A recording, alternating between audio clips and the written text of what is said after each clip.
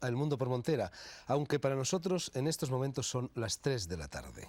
El programa que hoy vamos a ver no se emite en directo como de costumbre, sino que se grabó el lunes 23 de octubre. En los días inmediatamente anteriores a esa fecha, la Universidad de Bilbao había organizado una serie de actividades culturales en torno a la figura del escritor alemán Junger, último representante vivo de lo que fue la gran literatura europea. Y entre las personas que acudieron a esa cita en la capital de Vizcaya, además del propio Junger, al que se le confirió el doctorado honoris causa por la citada universidad, figuraba el doctor Albert Hofmann, químico de profesión y naturalista por afición. Lo que se dice un mito de nuestro tiempo, un hombre de alcance, fama y talla universal. Por muchas cosas, pero sobre todo porque el doctor Hofmann sintetizó allá por los años 30 en los laboratorios Sandoz de Basilea la diatilamida del ácido lisérgico, descubrió lo que hoy conocemos con el nombre de LSD y provocó uno de los mayores fenómenos o cataclismos, según se mire, culturales y contraculturales de la historia universal. No podíamos desaprovechar la oportunidad de traer al Mundo por Montera a este nuevo Pitágoras, a este octavo sabio de Grecia, y de ahí que hayamos renunciado, otra solución no era posible a lo que en la jerga televisiva se llama el directo. Albert Hofmann tiene en estos momentos 84 verdes años entre pecho y espalda y, como van a comprobar enseguida, está hecho una rosa. Es suizo de habla alemana y en alemán.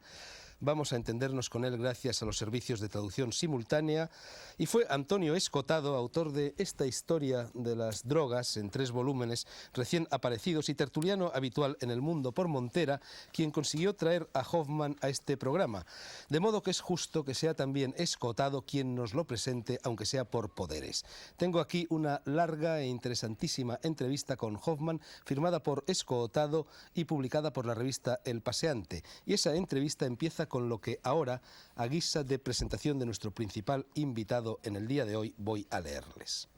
En el otoño de 1977, una muchedumbre llenaba el aula magna de la Universidad de California en Santa Cruz y sus inmediaciones, con el rostro pegado a las ventanas o el oído atento a los altavoces que difundían las ponencias de distintas celebridades en un simposio internacional. Un hombre de mediana edad, aparentemente, sencillo traje gris y corbata, se abrió paso con dificultad hacia la mesa, donde distintos micrófonos florecían como ramas de un arbusto metálico. Cuando las ovaciones se serenaron, el llamado padre de la era psicodélica desplegó unas cuartillas y empezó diciendo: «Temo decepcionarles, quizá esperaban a un gurú. En vez de eso se les presenta un químico». Y, en efecto, el químico ha acabado sugiriendo, este químico, un concepto del mundo, la metáfora del transmisor-receptor, seguramente hablaremos de ella en el curso del programa, que pronto aparecerá en castellano bajo forma de libro. Hofmann nació en el cantón suizo de Aargau en 1906, en el seno de una familia humilde que quedó desamparada por la muerte prematura del padre. Pasó su adolescencia en el banco de taller de una fábrica como primogénito responsable de los suyos, pero le fascinaba la investigación científica y cursó simultáneamente estudios de química en Zúrich, que terminó en un tiempo récord y con premio extraordinario, culminando esa carrera con una tesis doctoral que hizo época al describir por primera vez la hasta entonces enigmática estructura de la quitina. Los años duros quedaban atrás y, siendo fiel a una vocación ya sentida desde niño, la de conocer los principios activos de las plantas, aceptó un puesto de investigador en el pequeño laboratorio que era Sandoz por entonces. Allí permaneció hasta su jubilación, con hallazgos que contribuyeron notablemente a hacer de esa empresa un gigante farmacológico mundial. Fruto de esos años fueron descubrimientos que Hofmann llama comerciales, tranquilizantes y analgésicos, alternados con otros que le permitirían desarrollar fármacos todavía insustituibles en obstetricia y neurología. Investigaba el misterioso hongo llamado cornezuelo o ergot cuando topó con la dietilamida del ácido lisérgico o LSD, un derivado semisintético que absorbió inadvertidamente. Iba en bicicleta después de haberlo absorbido inadvertidamente y le sucedieron cosas muy curiosas. Es un viaje en bicicleta célebre, quizá el más célebre de los viajes en bicicleta. Decía, mejor dicho, Escotado, que este derivado semisintético fue descubierto por Hofmann y a partir de entonces no solo su vida, sino la de innumerables otros experimentó una profunda modificación. Jünger y Aldous Huxley, también la CIA y la psiquiatría institucional se apasionaron con el producto, unos creyendo que contribuía a ensanchar la cordura y otros que permitía desatar a voluntad la demencia. En cualquier caso, nadie discutió que esa sustancia y varias más de su especie, descubiertas por él durante los años 50, eran el hallazgo psicofarmacológico más importante del siglo. Doctor honoris causa en Harvard, Zúrich, Estocolmo y Berlín. A mediados de la década siguiente fue invitado por la Academia Sueca a pronunciar el ciclo de conferencias previas al otorgamiento de su galardón, que quedaría indefinidamente pospuesto cuando el conjunto de prometedores hallazgos se convirtió de la noche a la mañana en amenaza mortal para el orden establecido. Instado por el Pentágono a que colaborase en sus proyectos de armas químicas y por la inteligencia contracultural a hacer precisamente lo contrario, todo ello a partir de las mismas sustancias, comenzó para él, para Hofmann, una época de perplejidad solo apaciguada con la distancia crítica que otorga el paso del tiempo. Hasta aquí un poco larga, pero creo que era necesaria la presentación de Albert Hofmann. Aquí lo tenemos. Bienvenido, doctor Hofmann, a este programa. Gracias por ponerte el mundo por montera con nosotros. Aquí lo tenemos, decía, sentado en mi trono de moderador del programa. Se lo he cedido porque va a ser el epicentro de este programa y también y sobre todo por cortesía hacia un maestro que viene de fuera. Tenemos también a varios de nuestros contertulios habituales, que no fijos son, no vamos a presentarlos por enésima vez, el escritor y cabalista Mario Schatz, el biólogo y otras muchas cosas André Malví, el también escritor y taoísta Luis Racionero, el filósofo Fernando Savater y también escritor, como no, y el filósofo y también escritor, todos escribimos aquí, hasta los químicos, Antonio Escotado, que ya ha salido a relucir. Es el de hoy un programa un poco especial y vamos a salirnos del carril.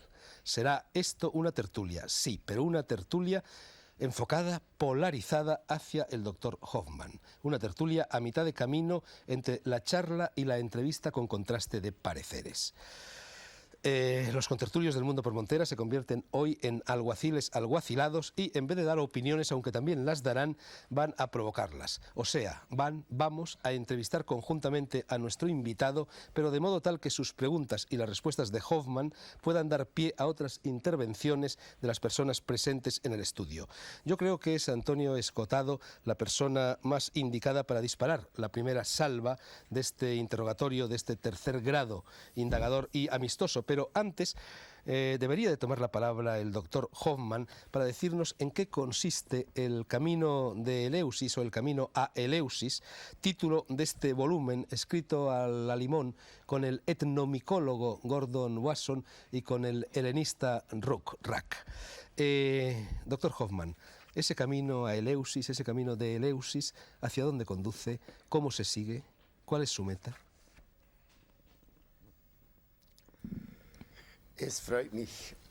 Me alegra mucho tener ocasión de poder hablar sobre LSD sirviéndome de Eleusis. A lo largo de milenios, Eleusis ha sido el centro espiritual más importante de la antigüedad griega. Los misterios de Eleusis tienen su origen en la diosa del grano, la diosa Demeter. Ella originó estos misterios como agradecimiento de haber vuelto a encontrar a su hija Perséfone. Perséfone había sido secuestrado por Hades, el dios del Tártaro.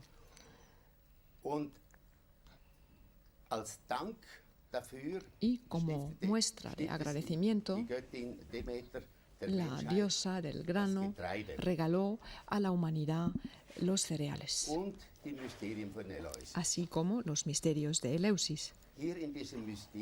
En estos misterios se enseñaron una serie de reflexiones sobre la vida y la muerte del hombre. Se sirvieron del ejemplo del mismo grano del centeno.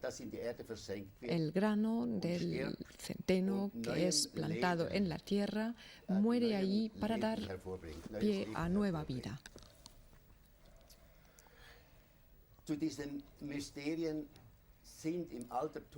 Forman parte de estos misterios toda una serie de personajes conocidos en la antigüedad: Píndar, Cicerone, Platón. Todos estos personajes fueron allí en peregrinaje y les estaba prohibido decir lo que ellos habían visto. Era un secreto. Pero lo que sí les estaba permitido era contar cuál era la importancia que para ellos tenía el misterio de Eleusis. Y de forma unánime, todos manifestaron que allí les había sido permitido comprender los mismos inicios de nuestra vida y también habían logrado vislumbrar el final de la vida. Habían empezado a entender de dónde venían y a dónde iban.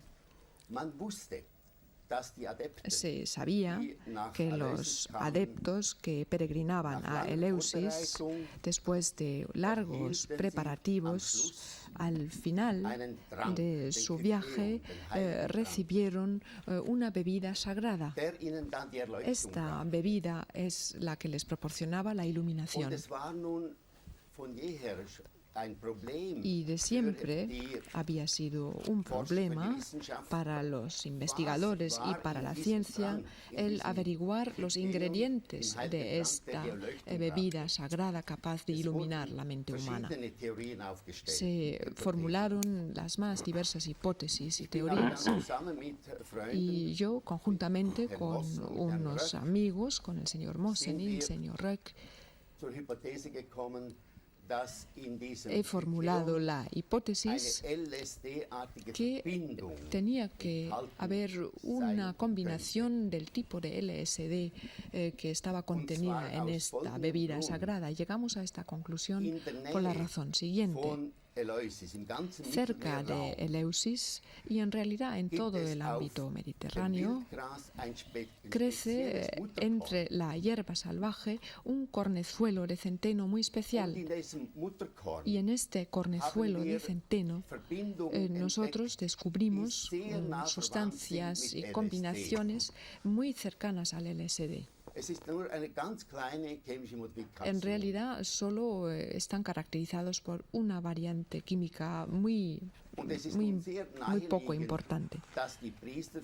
Y por consiguiente parece probable que los sacerdotes de Eleusis fuesen recogiendo este cornezuelo de centeno, lo tenían cerca, no tenían más que triturarlo, y es muy probable que sea esta la sustancia que se mezclaba en la bebida sagrada para convertirla en una bebida perfectamente psicolélica.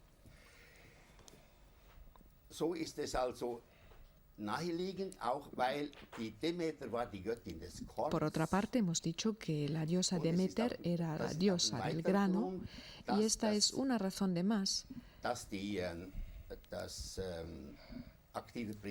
por la que el principio activo de Eleusis posiblemente proceda del grano. Hasta ahora, por parte del mundo de la ciencia, todavía no ha habido ninguna voz de oposición en contra de esta teoría. Parece ser, por consiguiente, que esta hipótesis es más que probable. Antonio, ecce homo, pero antes de formularle la primera pregunta me gustaría, tú, que fuiste el primero de todos nosotros que lo conoció y que además lo has visitado en su casa, en la cumbre de una montaña suiza, de una colina suiza que linda ya con Francia, que evocaras un poco cómo es Albert Hoffmann, cómo lo conociste, cómo vive. Bueno, yo leí el libro LSD Mein Sorgenkind, que aquí se ha traducido por testimonio de su descubridor, pero que se debía traducir por mi problemática criatura, LSD, mi problemática criatura. Y bueno, él era un hombre mitológico para todos nosotros desde los años 60 o así, pero al leer el libro saqué en clara conclusión que además de ser un químico era un humanista, era un poeta, era un visionario. Entonces le escribí. Tuvo la cortesía de contestarme. A mí me tocaron unos contratos de traducción por Viena y a la vuelta de un contrato conseguí una pequeña reunión en Basilea, y a partir de ahí hemos seguido viéndonos. Esto era unos 6 años aproximadamente, y bueno, a los 3 años o así tuve el honor de hacer el viaje para llegar a su casa, porque su casa es el primer viaje del conocimiento de Alberto. Se pasa por muchos sitios, por cañadas profundas, por pastos maravillosos, con lustrosas vacas. Se ven esas casas todas de madera de Suiza. Y él arriba tiene una casa, pues, como de Frank Lloyd Wright, pero en un escenario, pues, de la Suiza de Guillermo Tell. Tiene una piscina dentro, pequeña piscina, donde él se baña. Es una delicia permanecer allí. Y bueno, ya que me toca el primero en el turno de preguntas, me gustaría recordar una parte, un capítulo del último libro del doctor Hoffman, de muy difícil traducción al castellano, y estamos luchando a ver qué traducción le ponemos al título, donde él dice que estos estados alterados de conciencia, o estos estados de conciencia alterada, según se quiera decir, pueden ser útiles no solo en el sentido habitual de hacer frente, como la psiquiatría, a traumas, sino de una forma, digamos, cotidiana. No podemos ir, dice el doctor Hoffman, por la vida haciendo nuestros negocios habituales en este extraordinario estado de ánimo. Sin embargo, a veces entrar en ese extraordinario estado de ánimo puede ayudarnos a mirar con más ecuanimidad, con más serenidad, hasta lo más cotidiano, hasta la vida puramente práctica. ¿Cuáles son nuestros verdaderos intereses concretos? Al leer esto, yo pensé que quería saber un poco más, de que no podemos ir por la vida en este extraordinario estado de ánimo, y sin embargo no podemos ir por la vida sin que alguna vez tengamos este extraordinario estado de ánimo.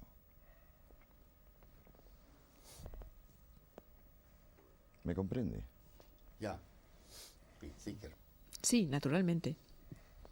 Also ich glaube, was Bueno, yo creo unter dem que Einfluss von lo LSD que eintritt, se percibe ist bajo la das, influencia was de man LSD als Erleuchtung es lo que im, en religiösen otros Sinn términos, sobre todo en bezeichnet wird. terminología religiosa, se Es ha ist calificado como ein iluminación. Erleben Se trata der de una Welt, vivencia ein- del mundo und des eigenen Selbst, y también das del insofern propio yo, verschieden ist vom que difiere de Alltagsbewusstsein, la conciencia dass man cotidiana en el die Schranke sentido zwischen de dem que Ich la und dem Du, barrera entre el zwischen yo y mir el tú, und der Umwelt, entre diese el yo Schranke y el verschwindet entorno, mehr oder weniger. pues que esta barrera desaparece, Dieses poco más o menos. gegenständliche, dualistische Denken Este wird überwunden pensamiento dualista und man con el que tritt funcionamos de forma sozusagen habitual es superado in y, por así Natur decir, ein, in die uno Schöpfung. se adentra en la propia naturaleza, en la Man propia hat dann creación.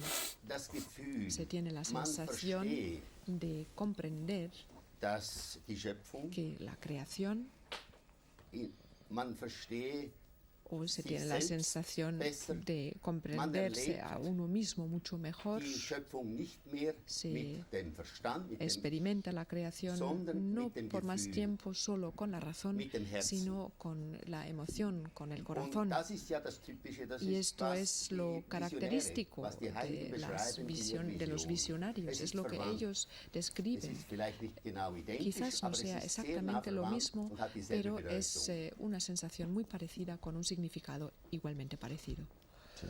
Fernando Savater, tu turno. Bueno, en primer lugar, yo quisiera también, aunque sea un poco unirse al coro de las justificadas alabanzas que estamos oyendo, decir que para mí también es muy importante encontrarme aquí con el doctor Hoffman, al que considero digamos, un creador en el sentido de impulsor espiritual y de persona capaz de desarrollar la energía espiritual, con el mismo título que consideramos a los grandes poetas, a un Rimbaud, a un Hölderlin, que han hecho esa misma función de expandir la conciencia humana. En una ocasión, hay una anécdota que no sé si alguna vez la habré contado a los oyentes aquí mismo. Stendhal paseaba con un amigo por Roma, pasó por San Pedro, en el Vaticano, y Stendhal elogiaba enormemente la cúpula famosa de San Pedro, y entonces el amigo, de un modo muy positivista, muy pied à terre, dijo, bueno, pero eso en el fondo, ¿para qué sirve? Y Stendhal le contestó, eso sirve para conmover el corazón humano. Bueno, yo creo que el corazón o el espíritu humano es un poco como los crecepelos, ¿no? Que hay que agitarlo antes de usarlo, que hay que moverlo antes de usarlo. Y el arte es uno de los estimulantes que sirven para agitar el corazón humano, y el doctor Hoffmann también, yo creo que le debemos uno de esos estimulantes para agitar y para utilizar el corazón humano, de los más importantes, de los más interesantes que nuestro siglo ha visto. Mi pregunta se centraría en torno a una persona para mí muy querida, que en mi adolescencia fue muy importante para mí como lector, que es Aldous Huxley. El doctor Hoffmann conoció bien a Huxley, incluso fue la persona que le proporcionó y que le introdujo, digamos, en el tema de la apertura de las puertas de percepción, a lo cual Huxley dedicó tantas páginas importantes, y creo que finalmente incluso le asistió en el momento de su muerte, al final, como Huxley quería. Me gustaría que, si brevemente él pudiera contarnos algo de su relación con Huxley, yo se lo agradecería mucho.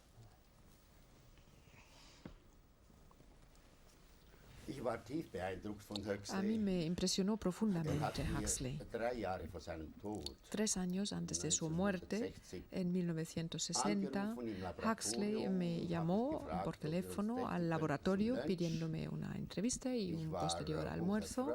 A mí me alegró mucho esta invitación porque ya tenía conocimiento de sus obras, Las puertas de la percepción y Heaven and Hell. Y así, efectivamente, nos reunimos en Zúrich, y él me contó que estaba trabajando en su novela Island. Y en esta novela, me decía, se mencionaba una droga muy especial. En esta isla se describe cómo un contorno antiguo es impregnado por la tecnología moderna. Un científico llega a esta cultura antigua y esta, por así decir, entra en un matrimonio con la tecnología moderna.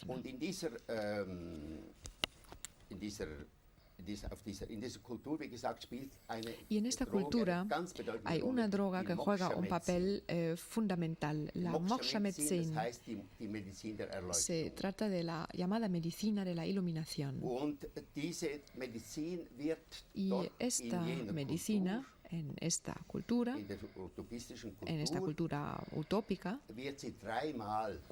es una medicina que se administra en 3 ocasiones en la vida.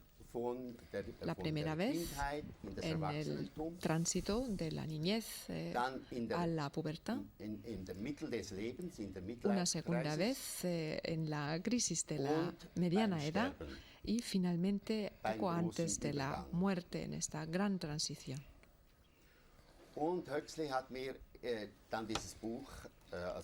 A continuación, cuando Huxley terminó su libro, me lo regaló y me lo dedicó.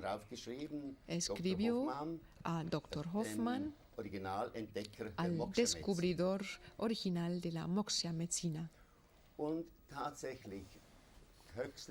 Y efectivamente, Huxley, aquello que describió en su novela, es lo que él ha vivido en su propia vida. Cuando ya estaba en el lecho de muerte, no hay que olvidar que padeció un cáncer muy doloroso. Ya no era capaz de hablar. Pues en el lecho de muerte, como digo, escribió unas notas para que las leyera su mujer, indicando 0,1 miligramos de LSD y M. Su mujer sabía lo que significaba. Ella le preparó esta inyección y él murió en paz.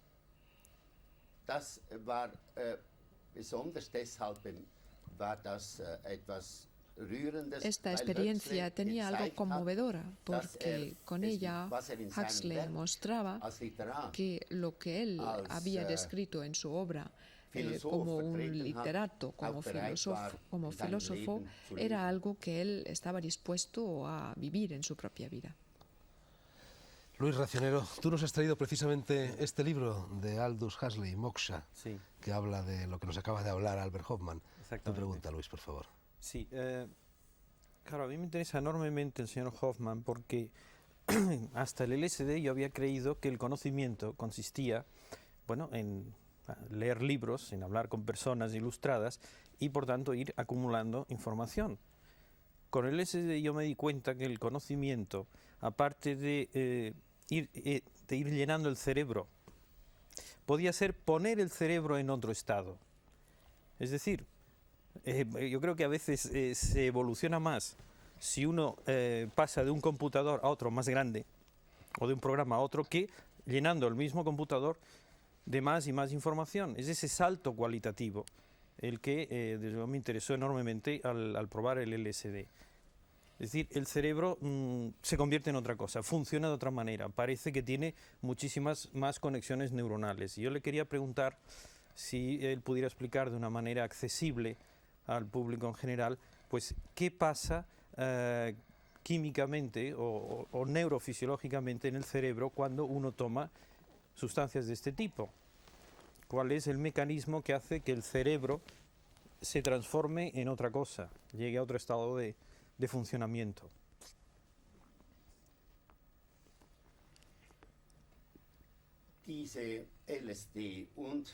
El LSD y también todas las sustancias afines, sustancias, por ejemplo, procedentes de las drogas mexicanas, mescalina, psilocibina, por ejemplo. Estas sustancias tienen una estructura química que está muy relacionada con los llamados neurotransmisores, hormonas cerebrales muy normales y que juegan un papel muy importante en la estructura química de nuestra propia psique. Se puede explicar el proceso de la manera siguiente. El LSD y los otros productos psicodélicos ejercen una función estimulante para la función cerebral. Actúan en las más diversas direcciones. La vivencia emocional es una de las vivencias que se estimula. Se estimulan también las percepciones, los colores se vuelven más intensos, la audición también se ve estimulado, prácticamente toda la percepción sensorial aumenta, se intensifica. Y la experimentación de todas estas impresiones procedentes del entorno, a su vez se potencian una vez más. Todo ello lleva a una percepción completamente diferente a la percepción cotidiana. Como ya he dicho, se tiene la sensación de entrar en un nivel de realidad que hasta ahora solo se podía percibir desde el exterior. Ahora se vivencia desde el interior. Pero para contestar a la pregunta, la explicación de por qué se producen estos efectos a través de estas sustancias, pues se explica por su afinidad con las sustancias y hormonas cerebrales, con sustancias que están presentes en el cerebro. De no existir esta afinidad, sería muy difícil comprender por qué afectan hasta este punto la estructura química de nuestra psique. Sí, bueno, Huxley decía que era como si se levantaran unos filtros Es decir, cuando estos radicales que se parecen a la serotonina y a la acetilcolina se ponen en las sinapsis neuronales, parece que haya como un levantamiento de filtros, ¿no? Que normalmente la percepción normal está mucho más sometida, mucho más rutinarizada, espesa, como si hubiera, pues eso, realmente unas pantallas, unos filtros que fueran los que nos mantienen en este estado, y que al entrar estas sustancias, estos filtros se levantan. ¿Esto químicamente cómo sucede?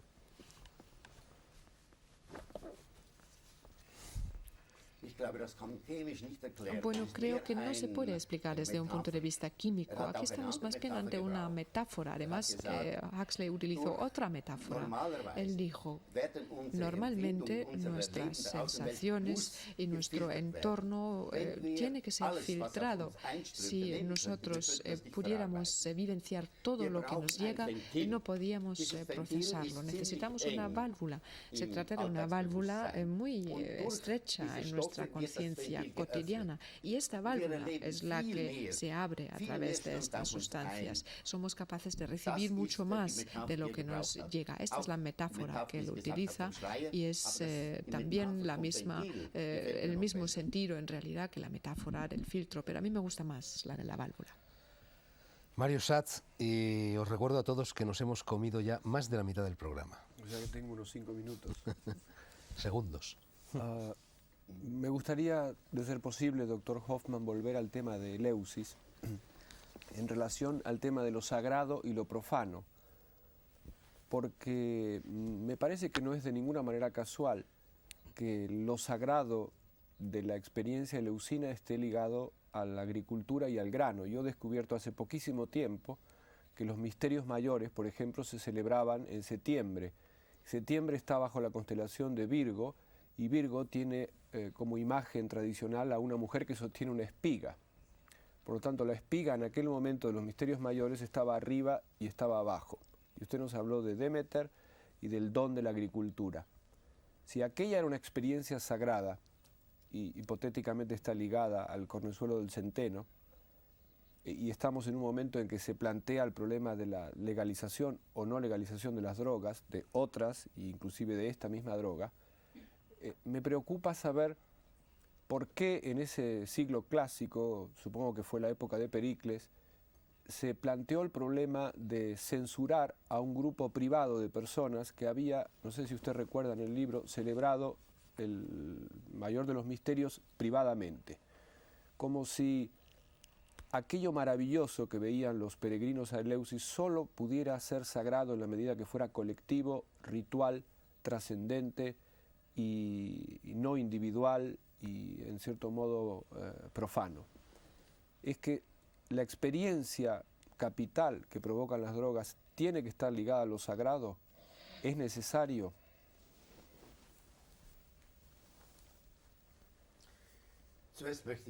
En primer lugar, quisiera decir, bueno, usted ha hablado de la prohibición de las drogas o de su posible legalización. Hay que diferenciar entre diferentes tipos de drogas. Hay drogas que son sumamente peligrosas. Hay drogas que producen la adicción, la heroína, las anfetaminas, los opiáceos. Son drogas que justamente por provocar la adicción y la utilización crónica producen un deterioro físico y psíquico. En cambio, la LSD y los otros productos psicodélicos no provocan adicción y son poco tóxicos. No hay que clasificarlos realmente como drogas. Aldous Huxley ha dicho que estas sustancias nunca deben denominarlas como drogas para no incluirlas en este conjunto de sustancias problemáticas. Con ello no quiero decir que estas drogas carezcan de peligro. Esta es la razón por la que en Eleusis se presentan en un marco restringido.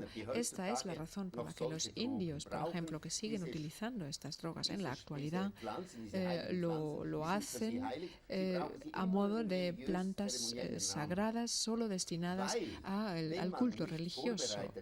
Porque cuando no se está preparado para lo que a uno le sucede bajo la influencia de estas sustancias, pues uno no es capaz de superar esta experiencia desde un punto de vista psicológico.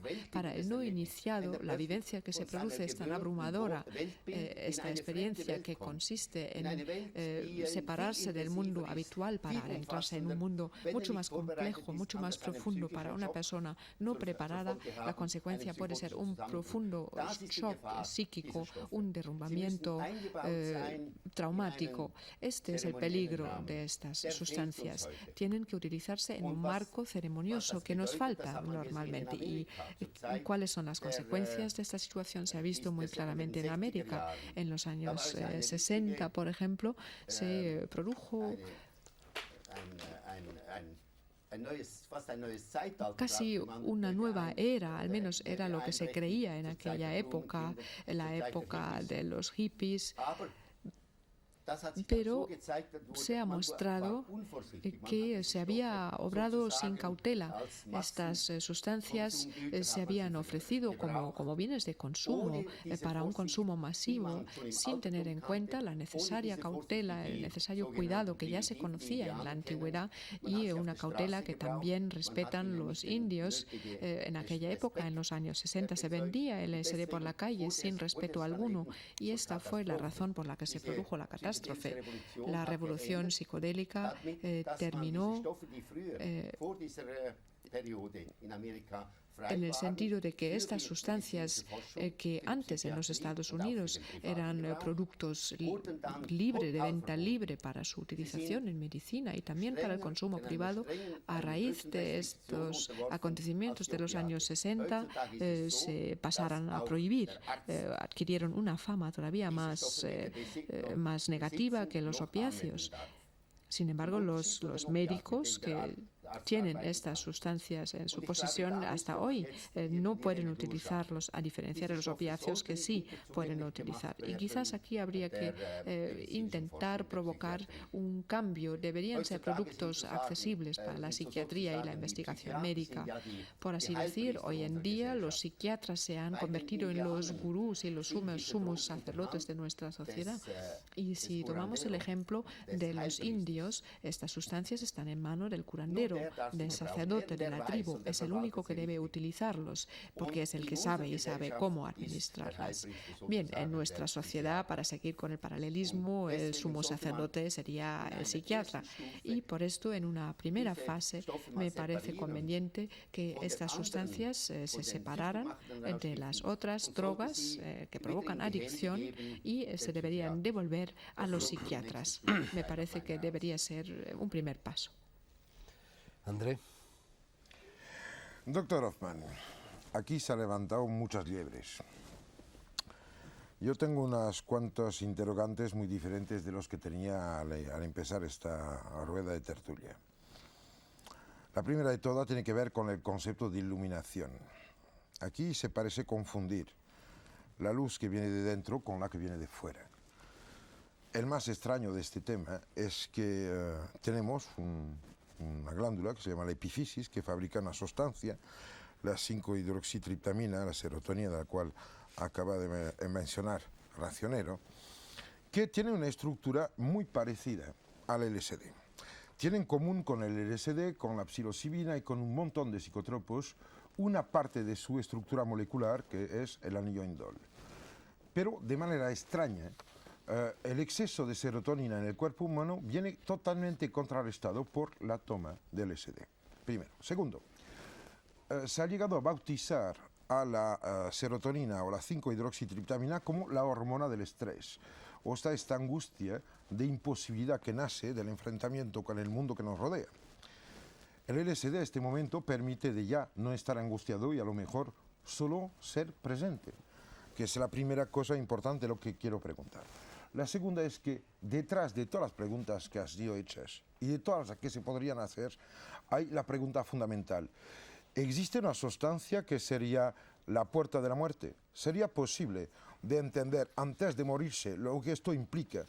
Puede ser de que todas esas iniciaciones antiguas que implican, cada una de ellas y todas a la vez, el paso por la pequeña muerte, algo que ver con la movilización de unas sustancias que el cuerpo humano es capaz de producir. Sería posible de que todas las síntesis que se puedan hacer sean solo símiles, reproducciones o intento de parecido con algo que podemos nosotros hacer.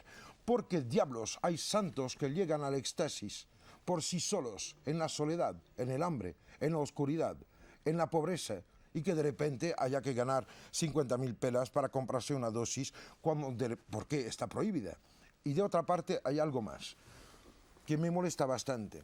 Es que se está planteando como si hubiera conciencia de primera y conciencia de segunda. Lo siento, estamos viviendo en un universo que es tal como es. Y de momento el único problema que tenemos es tener que aguantarnos con la limitación sensorial en la cual vivimos. Pero el hecho de que no veamos los rayos infrarrojos, los rayos X o toda la gama de la radiación electromagnética no impide de que exista.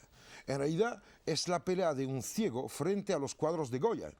Y a mí me encantaría saber si acaso no habría que diferenciar las sustancias que permiten ser más lo que somos y ayudar a que el universo en el cual estamos sea más lo que es, y sustancias que lo alteran. Yo diferenciaría muy fuertemente las drogas de las sustancias psicotrópicas, porque la droga entrega un universo alterado, falso, mentiroso, totalmente diferente de sí mismo.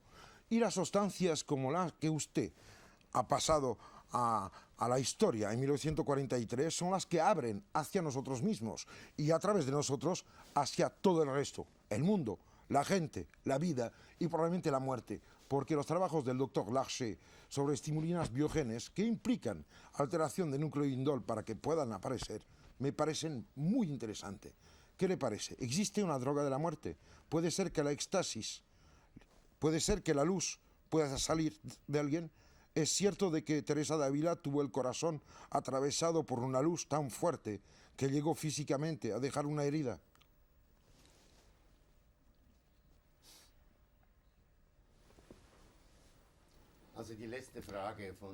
Bueno, en cuanto a la última pregunta de la Santa Teresa de Ávila, se trata de una pregunta a la que no puedo contestar, pero todas estas preguntas me llevan una vez más a Eleusis. En Eleusis se transmitió un conocimiento sobre la vida y la muerte.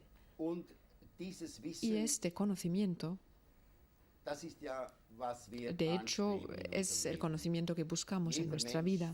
Cualquier ser humano reflexiona sobre su origen y sobre la meta a la que se dirige. Y hay diferentes métodos para llegar a una contestación, diferentes métodos para lograr unos conocimientos más profundos, métodos como la meditación, los diferentes ejercicios del yoga, el aislamiento al que se han sometido muchos de los llamados santos. Y también existe la vía por las sustancias psicodélicas, pero no es más que un camino para ayudarnos en esta búsqueda. Y de hecho, muy a menudo las vivencias bajo la influencia de LSD y otras sustancias psicotrópicas se describen como una muerte y un resucitar. Hay una fase en la que se experimentan unas vivencias muy sombrías, fases que podrían describirse como una sensación de muerte, pero al final de esta vivencia vuelve la luz y es justamente lo que muestra Eleusis, a saber, el abandonar el mundo habitual. Pues este abandono, esta separación del mundo cotidiano, pues puede equipararse a una sensación de muerte. Se abandona lo que uno conoce como el mundo, este mundo cambia y durante un momento se tiene la sensación de estar perdido, pero a continuación uno entra en un nuevo nivel de conciencia con la sensación de haber integrado la conciencia cotidiana dentro de esta nueva conciencia. Se experimenta una nueva dimensión y una nueva conciencia de la realidad. Mira, la mejor manera de morir es la de dejar de vivir, evidentemente. Sin embargo, el hecho de poder experimentar, mientras el cuerpo vive,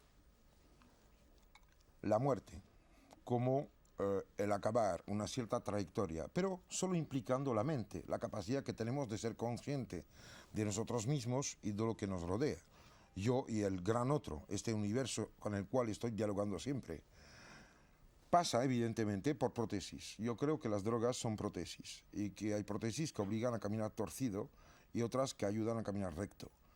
El fundamento de mi pregunta era de saber si el LSD, el dietilamido de ácido metildelisérgico, ayudaba a caminar recto o solo nos enseñaba uno de los varios caminos que permiten rodear la existencia recíproca de este gran otro y de cada uno de nosotros.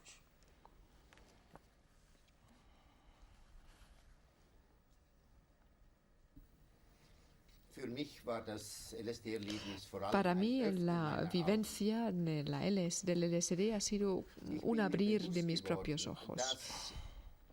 Yo he tenido de repente mayor conciencia de que la creación puede vivenciarse de un modo mucho más grande, mucho más hermoso de cómo la solemos percibir.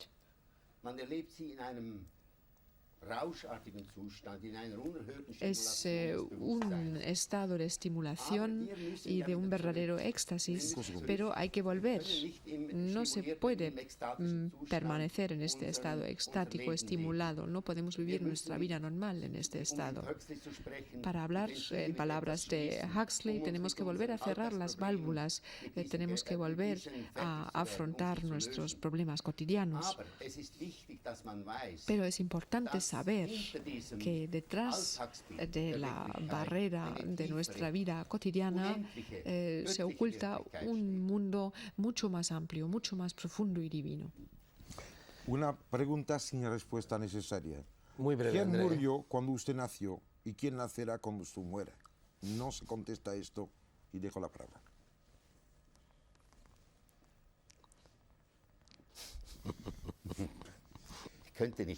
Y tampoco podría contestar.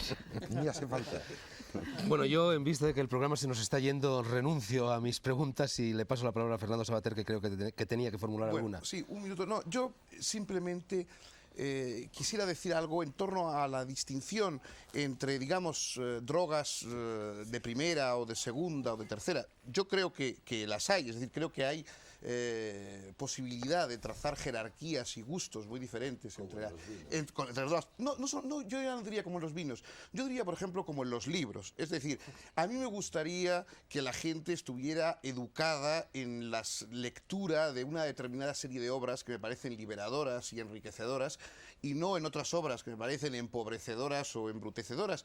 Pero en cualquier caso, lo que no soy es partidario de la prohibición, digamos, de las obras literarias.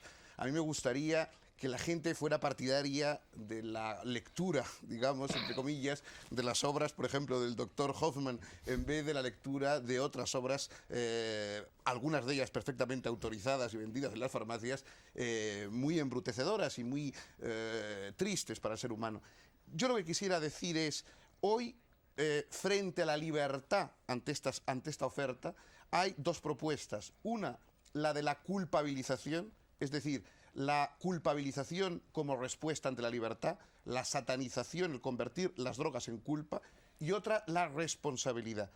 Yo pienso que hay el uso, el contacto con determinadas formas de conciencia diferentes, como pueden lograrse por ciertas drogas, como el LSD, pueden aumentar la responsabilidad, es decir, el autocontrol y el dominio de la propia libertad, que a mí me parece más importante en nuestra época que nunca. ¿Hasta qué punto, quisiera decirle al doctor Hoffman, él ve que hay una relación entre desarrollo de la responsabilidad y utilización de determinadas sustancias frente a la culpabilidad con que se las carga normalmente?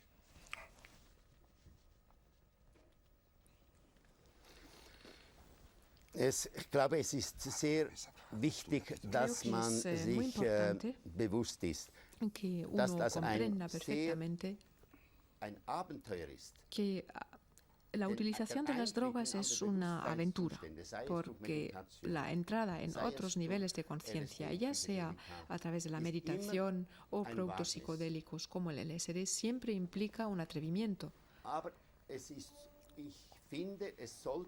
Pero creo que deberíamos dejarlo a la libre responsabilidad del individuo. Él debe ser quien decide cuál es la vía que quiere utilizar para lograr una mayor comprensión de los grandes misterios de nuestra existencia. Tiene que ser él quien decide si prefiere servirse de las enseñanzas religiosas, de la fe, para acercarse a este misterio, o si prefiere utilizar métodos de la meditación, métodos de aislamiento, o si prefiere consumir sustancias psicodélicas, pero en realidad no es tanto el LSD el que puede aportar la iluminación a un individuo. Hace falta una preparación, hace falta una expectación y una madurez y una responsabilidad muy grande. Sin estos requisitos, el LSD no es más que una sustancia que tiene relación con nuestro organismo. Nosotros, como organismos bioquímicos, tenemos una afinidad con el mundo vegetal, tenemos vitaminas procedentes del mundo vegetal y hay sustancias que influyen en nuestra conciencia. Vivimos en el mismo ciclo vital que las plantas y el LSD, al igual que todas las sustancias psicodélicas, tienen su origen en el mundo vegetal.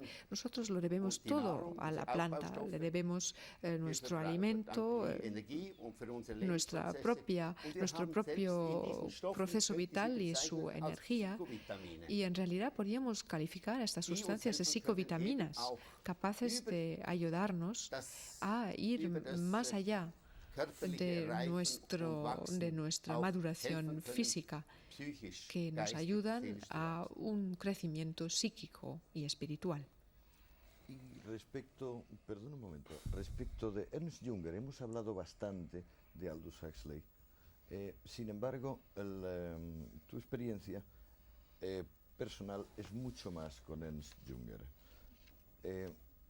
¿Hay alguna diferencia de matiz entre la descripción del estado psicodélico o psiquedélico en Huxley y la experiencia de estos mismos productos en Jünger? Claro, uno alemán y otro americano. Inglés. Es que es un corte brutal. Bueno, efectivamente, se puede decir que hay una diferencia. En su obra Las puertas de la percepción, Huxley escribe que estas sustancias psicodélicas deben sustituir el alcohol y la nicotina en nuestra sociedad, es decir, las propaga como bienes de consumo masivo. Jünger, sin embargo, es mucho más cauteloso. Él adopta un discurso como en Eleusis. Se trata para él de drogas sagradas.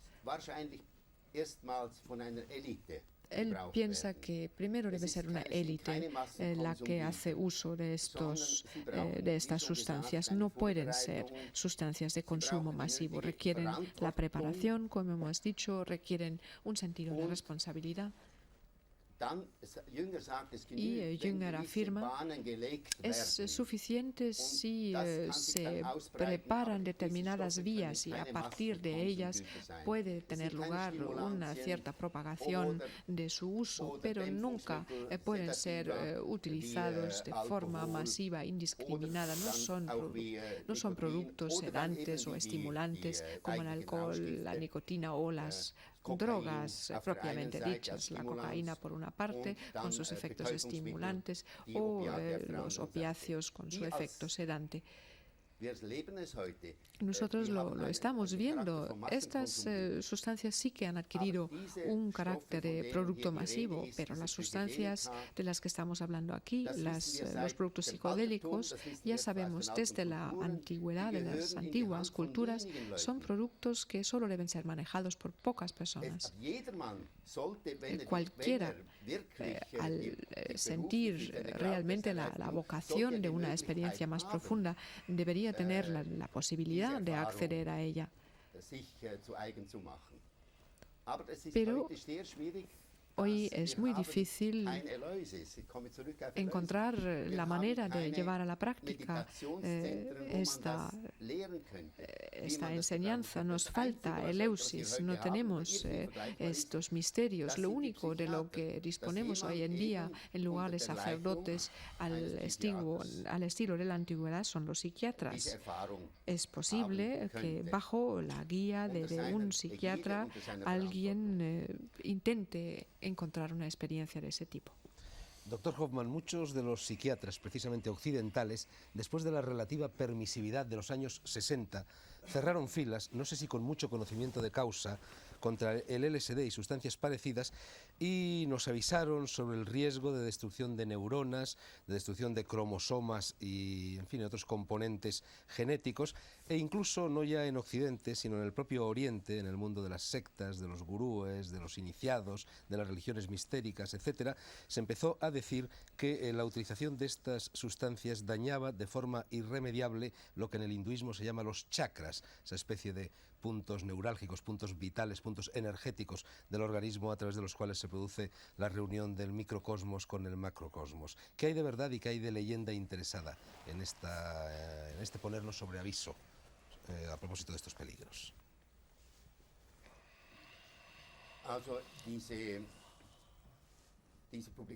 Bueno, estas publicaciones indicando de que LSD trastorna la masa del globo terráqueo y por ello influye negativamente en los cromosomas, pues es una afirmación errónea, como se ha mostrado científicamente. No se han podido demostrar secuelas físicas.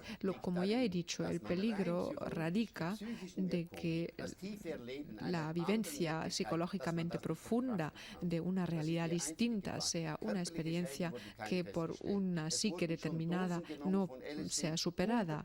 No ha habido ningún tipo de peligro físico. Se han tomado centenares de dosis de LSD por un mismo individuo sin que se haya producido ningún daño físico. Cuando se toma solo 3 veces la cantidad de heroína de la que es necesario para obtener su efecto habitual, pues el individuo muere.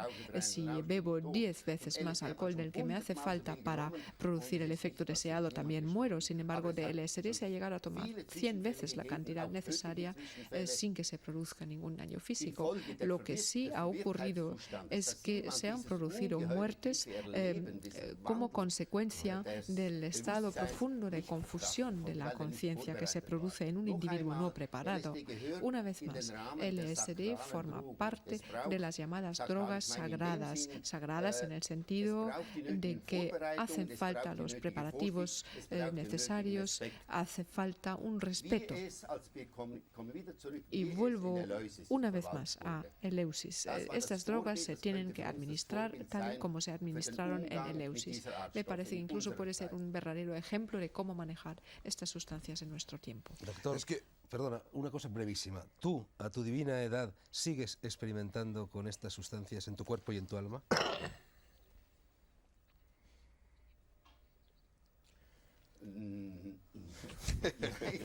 No.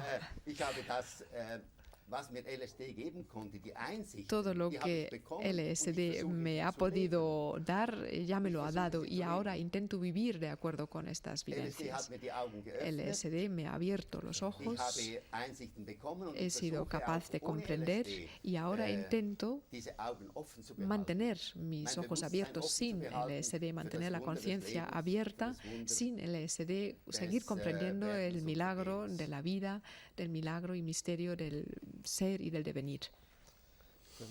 Al igual que los taoístas decían de que el ideal de la actividad era el wei wu wei, el hacer sin actuar, puede ser de que la conciencia tenga que actuar sin ejercerse hacia afuera, puede ser de que el único mundo en el cual tengamos acceso realmente sea un mundo interno y que este mundo interno cuanto más simil al que nos rodea, mejor.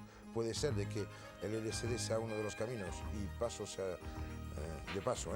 creo que los 7 que estamos aquí somos todos drogados, porque hoy hemos tomado derivados de purinas, que sea café, que sea té o que sea chocolate. El chocolate quiere decir cacao, qué broma.